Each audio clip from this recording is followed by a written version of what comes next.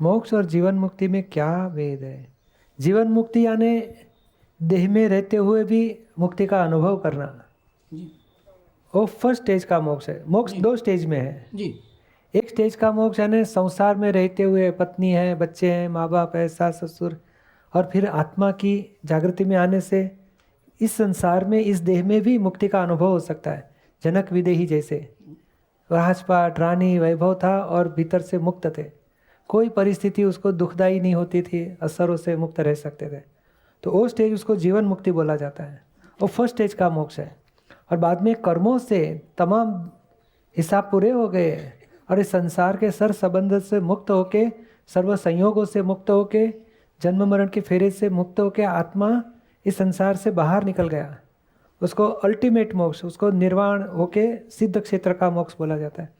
और वो मोक्ष होने के बाद वापस जीवन संसार व्यवहार में कभी आना होता ही नहीं है। तो वो लास्ट स्टेज का मोक्ष है, दो स्टेज का मोक्ष।